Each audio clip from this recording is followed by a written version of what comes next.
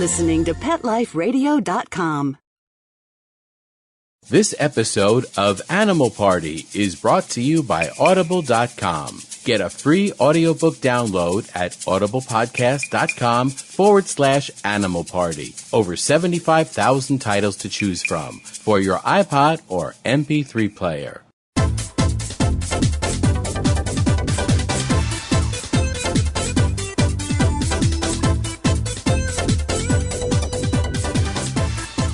Hello!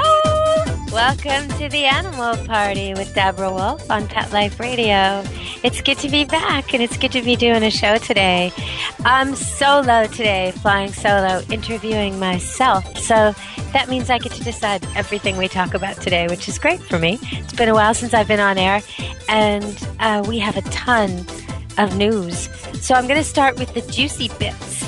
I'm going to talk about Pamela Anderson, and yes, she has juicy bits. I'm going to talk about her, but I'm not going to talk about her right away. I'm going to talk about her right when we come back from the sponsors.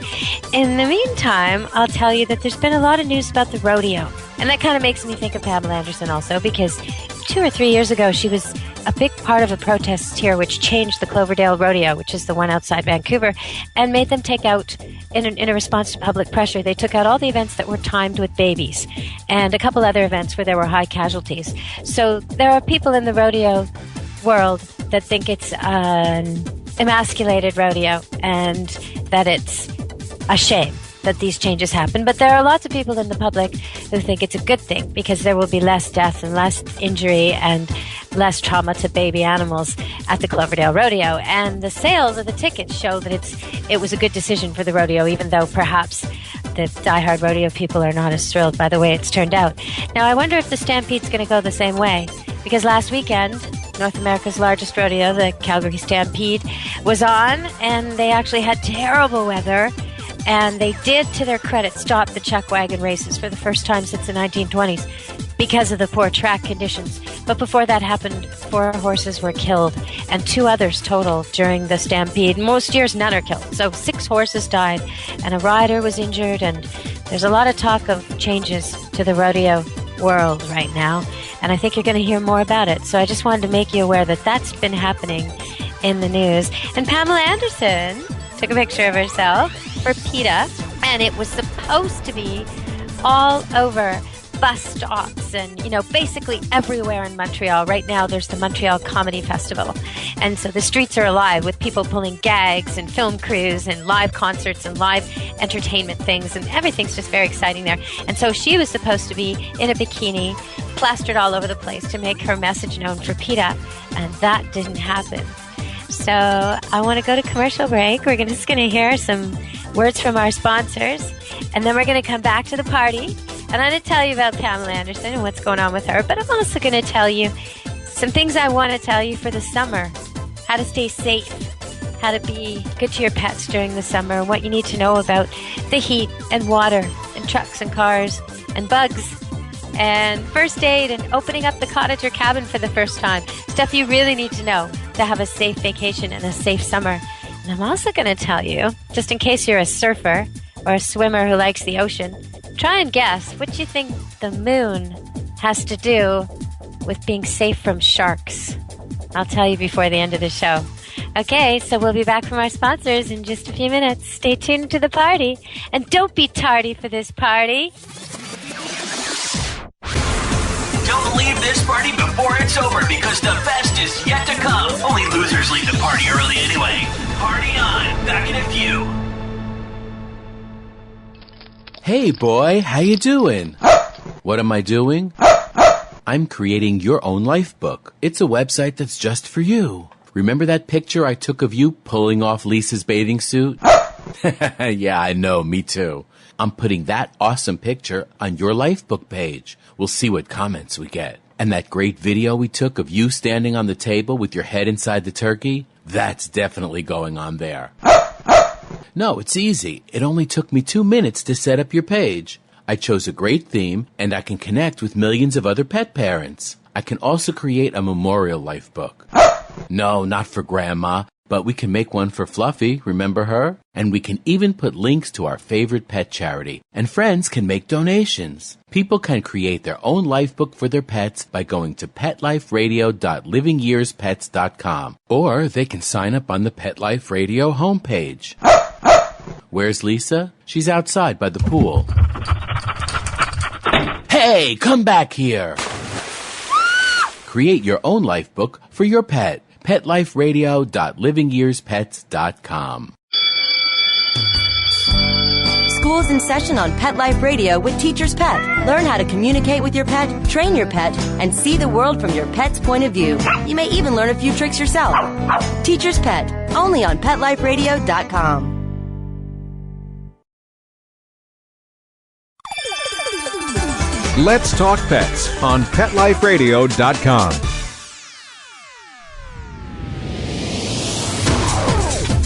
You're inside the VIP room with the hottest party in town.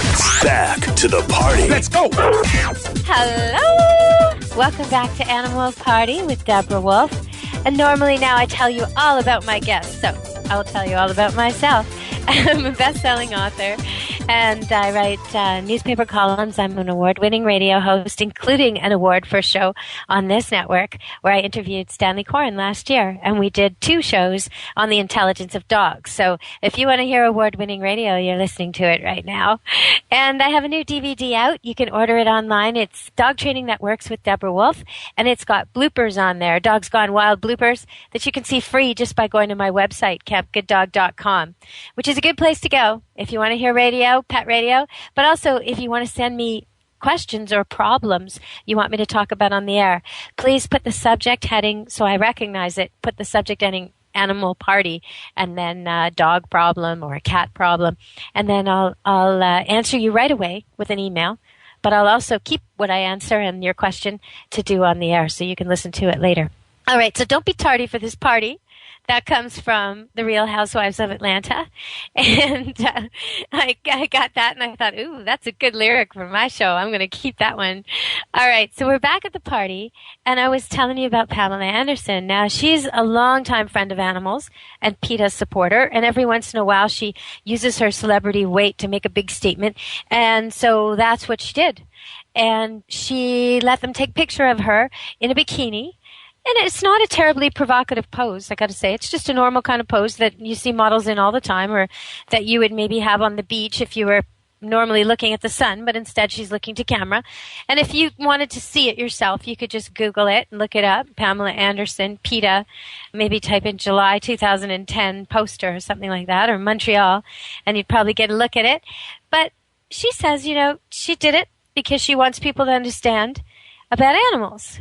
And the people in Montreal, the government in Montreal is saying this poster cannot be displayed in public places, that it's sexist, that it offends women. And what it is her sitting there like this, looking very beautiful, with zigzag lines all over her body, marking off the sections of her body, just the way a cow or a lamb or a sheep or a pig would be marked. It's, you know, one line above her ankle, and then it says feet, and another line above her knee, and there it says leg, and round, and rump, and ribs, and breast, and shoulder. Now, none of her privates are showing. This is not a very provocative picture, to my mind. And it's interesting that they've decided to not allow this. So public places like restaurants are agreeing to show it. So you can see it, and you certainly can see it online. She says that she did it because she wants people to know about the sisters under the skin, the most exploited animals in the meat business, the females. And when I read that, I was really puzzled by that, and I want to have her on my show. I would love it if she contacted me, because I would love to talk with her. I'd love her to come to this party and tell me everything she wants to tell me about animals and what she believes, including this, sisters under the skin. Because it used to be that when I thought ahead and thought, well, okay, if I were to die and come back as an animal, what animal would I want to be?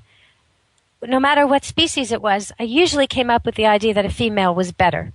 If it's in the wild, the males fight a lot, they live alone a lot, they die young, they don't have nearly the lifespan of the females, and they don't have the community of the females, at least in many species, in the pack species and the herd species, the species I most identify with, and hope if I'm going to come back as an animal that would be it. And then when I think of captivity, the males are often slaughtered young. That's what you eat when you eat veal. That's what the females are often kept to brood the next generation and also for their milk. But perhaps what she's saying here is that she'd rather be killed young than live a life of exploitation. It's very interesting, this whole idea. And I would really, really like to have her on the show and come to the party. And I'll let her talk about her own pets if she wants. Anything animal is game on this show. So hopefully Pamela Anderson will agree to come on the show and give me an email herself. All right, so whatever the case, it is being talked about all over the place. It's getting a ton of publicity, and so it was effective. And when I think of this, I think, the one comment they're saying that it's sexist and that's why she can't do it. Perhaps if they took a male model and did the same thing to him and put him beside her, then they would be forced to display the poster. Because how could it be sexist if both male and female are shown in a way that displays them as animals to give a point that I think is actually clearly made by this? And I would, again, be skeptical of who's canning this. I think that the people behind saying no to this are perhaps in the meat industry and not the feminists that they're pointing to. Okay, so that was a big item in the news, and the rodeo was a big item in the news. And now, before I give you your summer safety tips, including a skunk remedy, if you've ever had a cat or dog sprayed by a skunk, you know how bad it is, and it won't come out. And you wash it, and you wash it, and you wash it, and you soak it in tomato juice, and you wash it some more, and you send it to the groomer if you're lucky, and they take it, and then they send it back with a note, please don't do that again. And but it's cleaner. But every time you wash it, it seems, months later, it seems to get stronger, that smell, and every place it lays down, and you don't want to wash its bedding with your bedding because it just stinks like skunk. Well, I do have a solution for you. Now, it's not foolproof. But for years, people have been using tomato juice, tomato paste, tomato sauce, tomatoes, and that works. Give that a go. Get the camera. Get the movie camera, and it's going to be funny. Your dog covered in red goo looking forlorn is pretty funny, especially when he shakes and is covered on whoever's you've gotten to do it so you can take the picture. Maybe your kids, maybe your wife. They're going to look good in tomatoes. But also coffee works. Coffee grounds. You know how sometimes the coffee shops will have like a giant bag at the front for you to take home to your garden? Grab one of those, make like a soup, and then kind of stick it on the dog and make him sit like that. And be really careful this isn't going in their eyes, because these products are working because they're acidic. Okay, and even though they're sort of organic, tomatoes are grown and coffee is grown, still, it's not meant to go in your dog's eyes or ears or mouth or nose. So be real careful. The head, you're going to have to deal with the smell. If your dog is the kind of dog that can be clipped short, don't go too short. At least leave him a 1/4 inch so he's protected from the sun, but go short. And then a month or two from now, you can do it again, and you'll have cut off all that stinky hair. So if you do have that kind of a dog, maybe a bearded collie or a standard poodle or schnauzer, hey, it's time for a haircut. Okay. And, all right. Now, the new solution, which Caroline Coyle gave me, Caroline Coyle, PhD, author of Why Do Dogs Like Balls? She gave me this one. The new one that they're using now is you take a quart of 3% hydrogen peroxide and you mix it with a 1/4 cup baking soda and 1 to 2 teaspoons dish soap. You mix that all up, and then you do that on the treatment. Now, I would try all of these things. You're going to need it.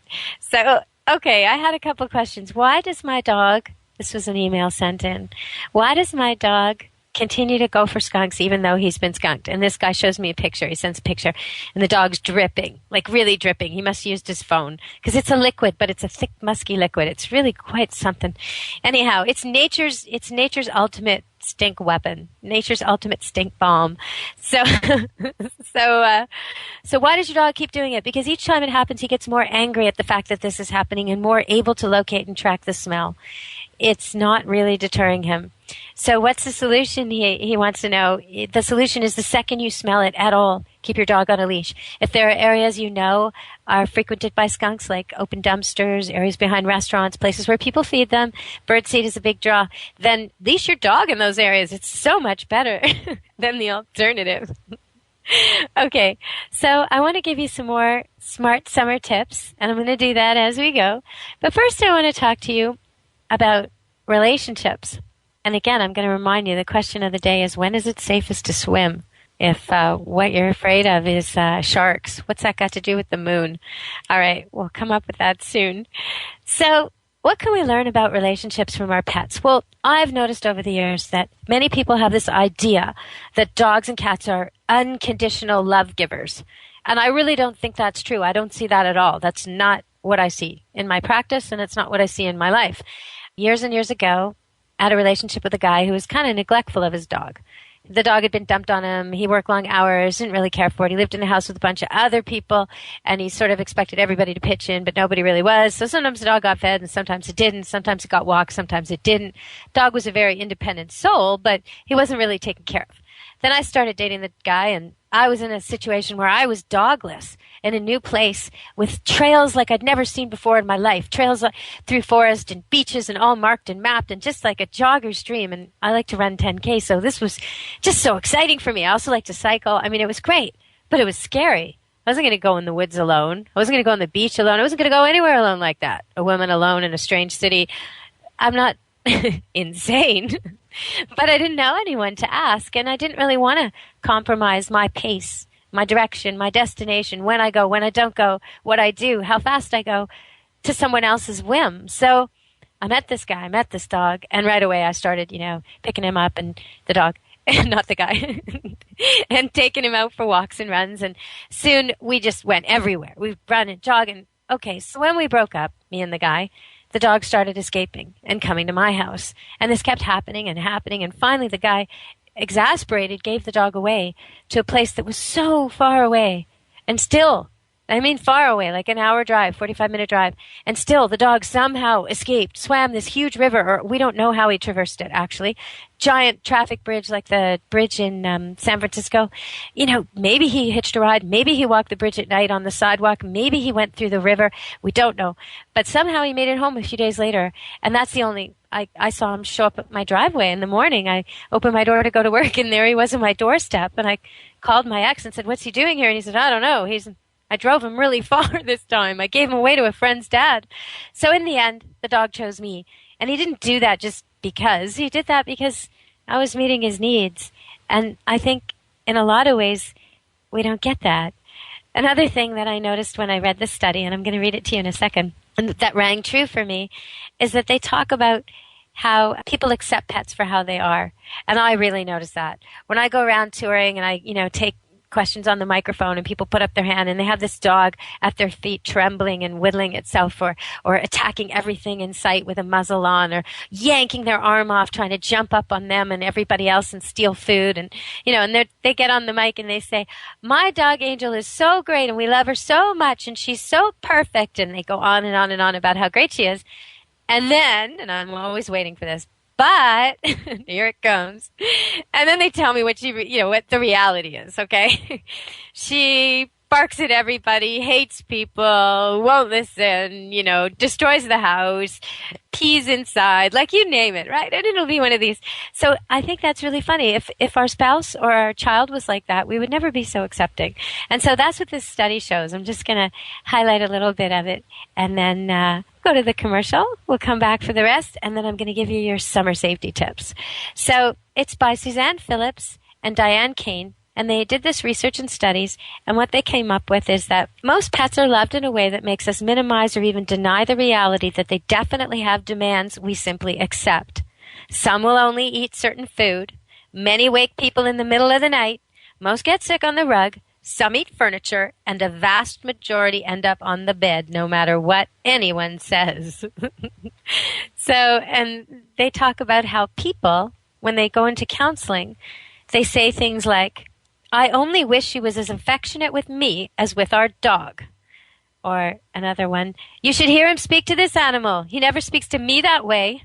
Okay, so you get what you give is the conclusion of this study. And what they're saying is with animals, we have a different attitude. For example, when we greet our animals, no matter how you feel or what mood you're in, you always greet your pet. Big hello, lots of display, affection, touch, attention.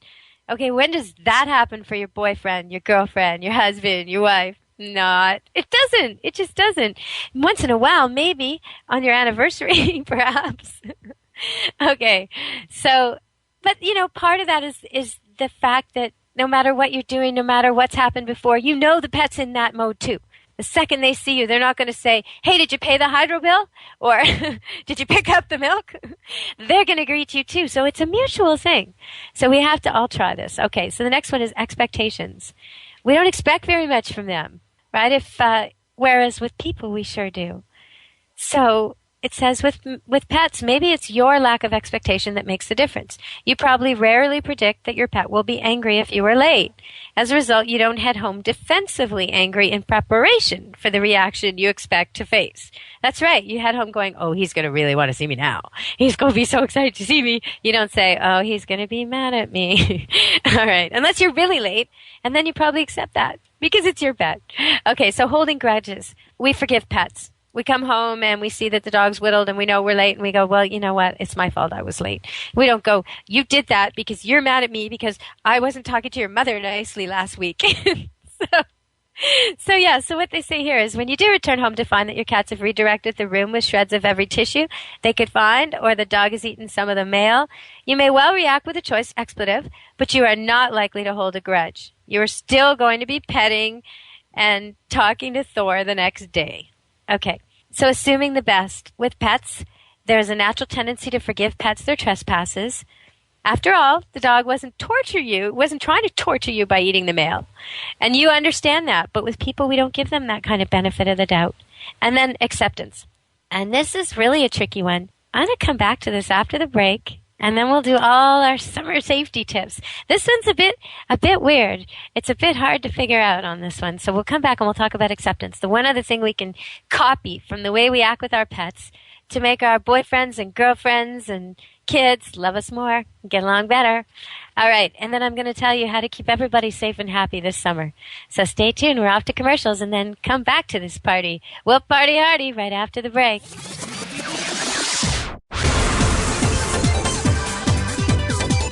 Don't go anywhere, because the best is yet to come. Stick around.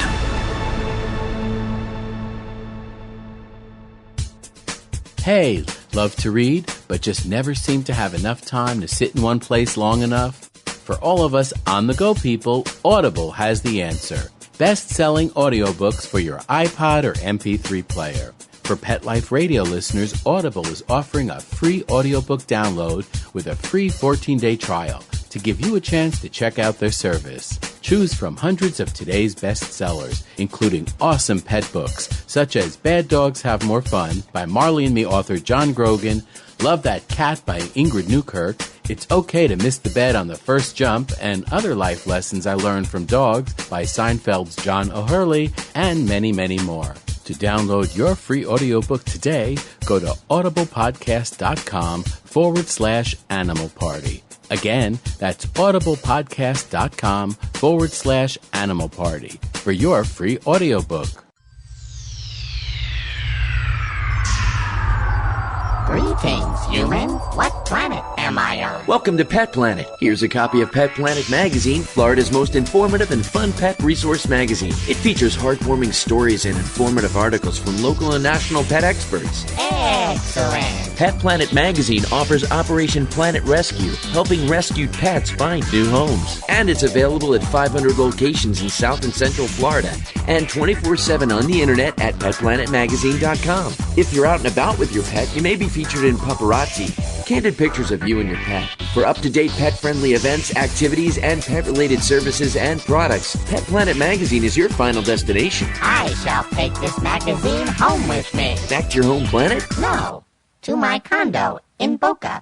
Pet Planet Magazine. Check them out at www.petplanetmagazine.com or 352-394-8578. It's out of this world.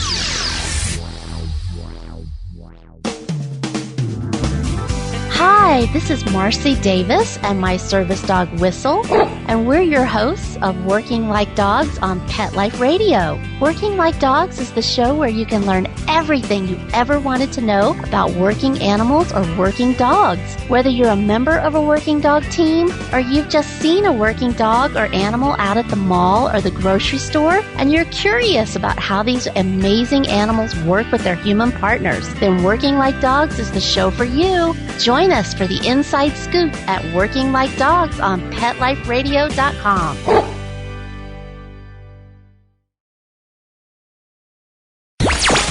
talk pets Let's talk pets on Pet Life Radio. Pet Life Radio. PetLifeRadio.com.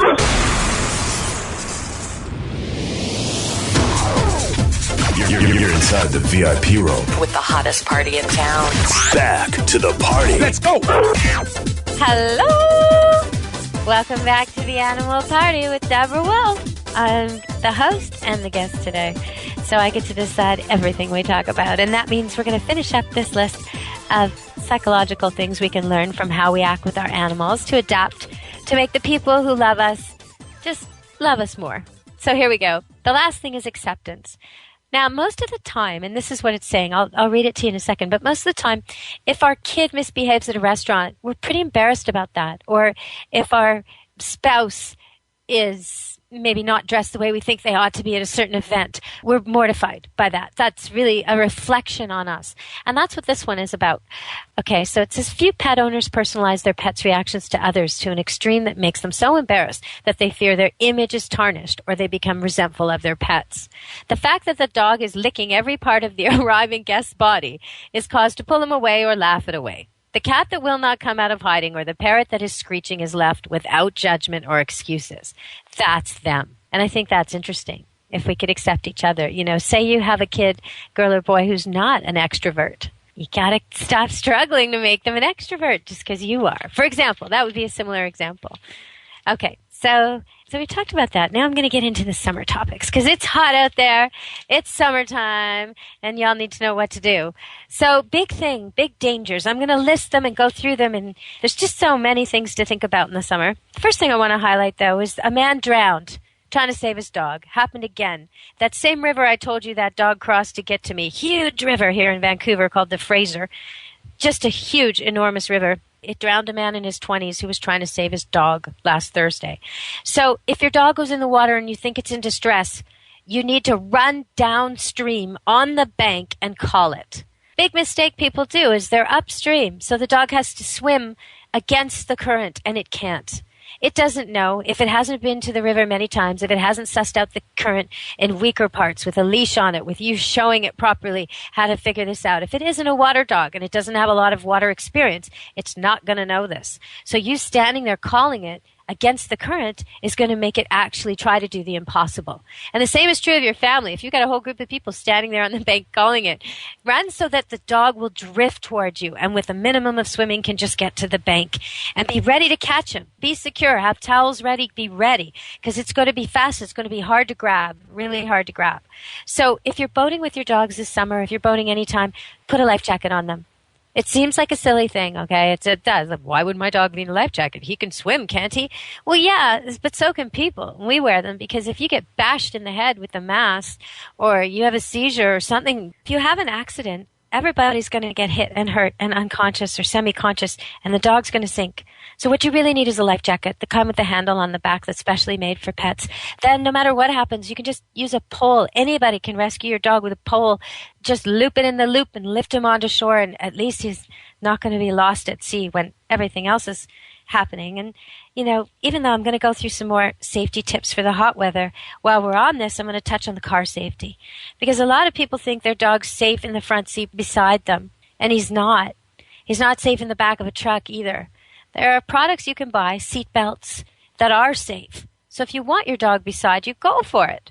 But then get the seat belt. Because without it, if you stop hard, your dog's going through the window, and even a tiny little fender bender is going to kill your dog and maybe somebody else. He can go flying across, even if he's 10 or 20 pounds. When you get the momentum behind him, it's more like 100. And if he is 100 pounds, it's too much for a person to endure from impact. He's going to break their neck when he hits them on the other side. So you really have to think about this. There have been some horrible accidents. I don't want to see dogs in the back of trucks anymore, and I don't want to see them loose inside vehicles. They should be in the back somewhere, nicely secured. Or if you want to ride with them like a person, then get them a seatbelt. If you really want to go all the way with that shtick that they're a person who deserves the seat beside you, well, then they deserve a seatbelt too. Okay? So go for that. All right. So on the topic of cars, I also want to say the back of the truck is deceptive. The dog looks like he's having a good time because the wind and the breeze make him feel good. But he's hot. He's fully exposed to the sun and the heat. So he's degrees away from sunstroke. Now, he's not as bad off as a dog locked in a hot car, even with the window cracked. That dog's way worse off. But it's close. It's neck and neck competition. And if a dog drives around like that all summer long, then most days he has sunstroke. Most days he's suffering from heat stroke and dehydration. And I don't understand why people do that. If you're going to be out and you can't guarantee your pet will be in shade, if you want to go to the beach, don't take your pet, because most of them, dogs and cats by nature, would not go out in the heat of day to open areas. That's just not the way they are. If it was really, really hot, a cat would go out at night only, and dusk and dawn. And for dogs, they might go out during the day, probably not between, say, 10 and 2 or 12 and 4, depending on where you live, the hottest times. But when they went out, they would stick to the shadows. They'd be in the bush and the brush and the semi-wooded areas and the thickly wooded areas and the creeks. They'd be swimming. They'd be wet. They would not go sit and suntan on the beach. So you really have to think about whether your vacation idea is so great for your pet. Now, maybe your dog loves to swim, so the beach is a good idea, but then you need a sun umbrella, something you can poke in the sand. And you need lots of extra water, and you need a dish that won't dump. And if you're leaving pets, they need shade at all times of day, and water that won't get too hot, and water that won't get dumped. So you might have to do extra water, or you might have to lock water by anchoring something in the wall, hardware pieces, and then having a hook that anchors the stem of the bucket. You know, there are different ways to anchor the water so they can't dump it out completely, so they're not left without water. But that's really important this time of year. And black animals are especially susceptible to the heat and the sun. So make sure you really watch out with them. And older animals. If you've got anybody older, elderly, or puppies or kittens, their thermostats don't work like normal dogs and cats. The elderly dogs and cats they just can't regulate their body temperature the same way. So with those dogs, you don't want to be taking them for runs in the middle of the day in hot weather. You want to be skipping it altogether most of the time. They will have heart attacks and strokes. So you got to really, really watch the heat in older dogs. And I would say just leave them at home. Go for a nice warm-up walk in the morning and a nice warm-down walk in the evening, and let them stay behind for the run of the day. And that's true for cycling and rollerblading. This is not good for animals in hot weather. They wouldn't choose it. Now, they seem to choose it because they want to go with you and they love you. And because it's so much fun in cooler weather, they think it'll be fun now too. But don't mistake loyalty for desire for the same sport as you. They'd go with you anywhere. And they'd probably rather go with you on a shady walk in the woods than they would a hot run on hot pavement. So watch out for that. Always touch the pavement before you expect your dog to walk in bare feet on it. If it's too hot, let him walk on the grass, or don't make him walk there at all. Make sure your tags are really easy to read when you're going on vacation with your dogs. Big, bold writing with their name. So from a distance, people know this is not a stray. This is an owned dog. And make sure that there's good ID on it, a cell phone that you're actually using and have charged, not your mother's old address from 3 years ago and the old rabies tag that's expired. That's not going to help your pet in an emergency. Also, keep the information that you need with you. If you know where you're going to be traveling, get the vet information for that area ahead of time. Keep your own with you. Have your certificates. Even if you're not crossing a border, have it with you. So if something goes wrong with your pet, you got everything right there in a file, right there. Be smart about it. Your first aid kit can be easily supplemented to work for pets. Add extra supplies of almost everything. Figure out with your vet what kind of anti-allergy remedy you should have. It's probably going to be a Benadryl type thing, and a certain dose of it will be right for your pet to keep with you. It might be a chlorotriplon, depending on your pet and your vet. But there'll be an over-the-counter med you can keep in case of a bee sting, in case of a reaction, and know your pet's weight when you ask the dose, and the pet's stage too. So, and don't do the math. Don't figure out somebody else's dose and say, okay, well, their dog's 90 pounds, my dog's 10 pounds, so 10% would work. Not necessarily. The numbers don't necessarily translate. It's weight and age and size and type of pet. So your vet really has to give you that dose. But once you've got it, you've got it. And you can keep it with you in case of an emergency. Then add a magazine, a muzzle, and a blanket. The magazine, you can roll it up and use it as a splint if you need it. The muzzle is because any pet, no matter how loving, might bite when injured. So you want to have a muzzle with you. And the blanket is because most pets, even a big mastiff with a bunch of people, can be carried in a blanket like a stretcher. And if your pet really gets an injury, you don't want to be lifting him in your arms, even if he's little. You want him to not be jostled and move too much. So those would be my recommendations for what to pack. Now, while you're traveling, make sure cats are really secured. They're not escaping. Lock cages so kids can't fool around and tamper with them if you make any stops. They might have a good intention, like to pet the kitty, but the kitty could escape. So make sure that nothing can go wrong that way. And then ahead of time, you might want to take a few trips with your cats in the little cage so they get used to it. You might want to feed them in there and leave special things in there so they get used to it ahead of time. And the same for dogs if they don't like car trips, but most dogs do. When you do stop, no matter how well trained your dog is, keep it on leash and make sure a grown-up is at the other end of that leash, because there's something deadly in antifreeze. And if there's a puddle of it on the driveway or on the pavement, even a teaspoon of it, even half evaporated, even that you don't see, that's from the last person who drove off because their antifreeze was leaking, if your dog or cat licks that, they can die. So don't even chance it. Make sure you've got plenty of water and keep them leashed when you're at the gas station. Now, this all sounds so gloom and doom, but I want you all to have a great summer and a happy summer and play a lot with your pets and enjoy them as much as you can. And if you're going to go to dog parks, one thing you might want to keep in mind is some dog park safety rules. Just some hints. When you're at the dog park, stay alert. It's not a good place to stand in the middle and get on your cell phone with your mocha. I'm totally guilty of this, by the way, and get completely immersed in a conversation, because as soon as you do that, some scrum of happy dogs is going to come up behind you and knock your knees out and send you flying, much to the amusement of everyone else there who's in the anti-coffee club, but there you'll be, a mess. So maintaining loose knees is important. Don't lock your knees, because if they do jostle you, you want to be able to move with it, not be falling over.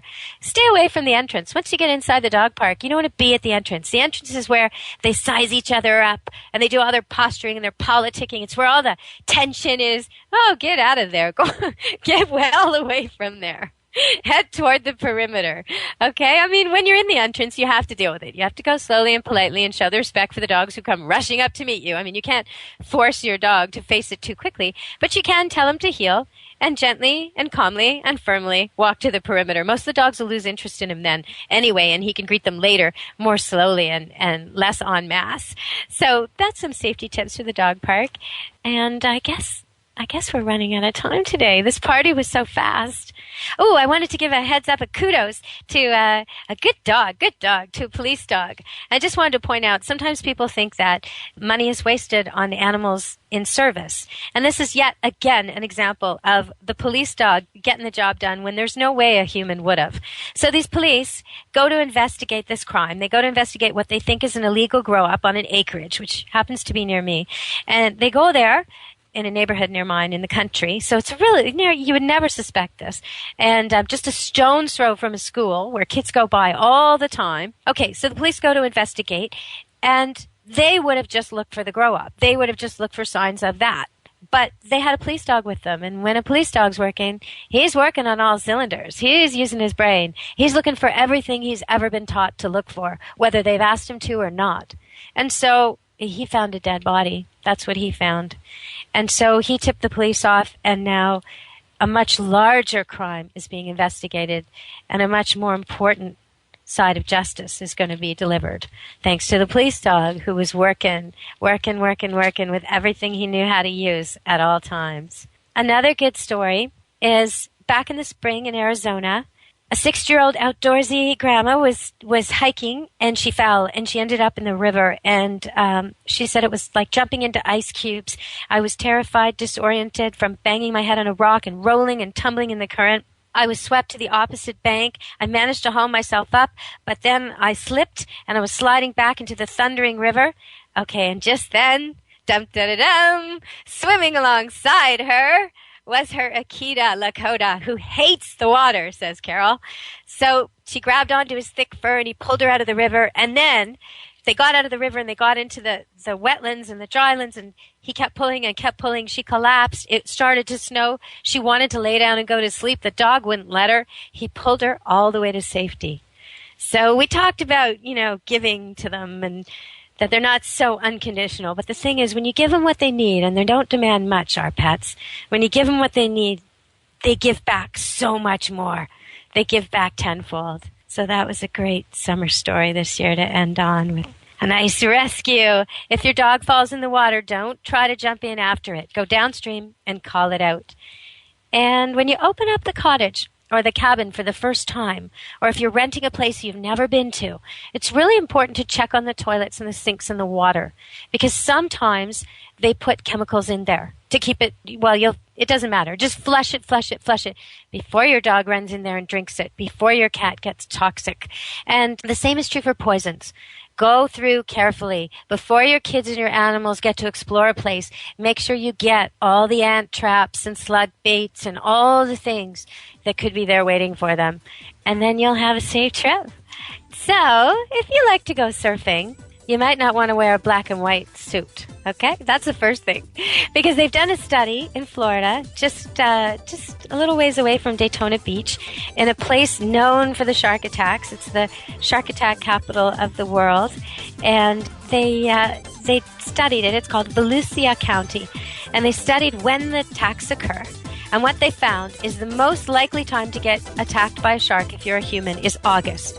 Now, that's partly because in August there's more people in the water, so kind of take that with a grain of salt. But the other thing they found is that the most common time for sharks to attack people is during new moons. And the second most common is during full moons. Now, it must have something to do with the tides, because that's when there's the biggest pull. They don't really know what or why, but I know if I was a surfer, especially at that beach, I would be avoiding new moons, full moons, and maybe August altogether. All right, everybody, stay safe and be good to your animals. Let's Talk Pets, every week on demand, only on PetLifeRadio.com.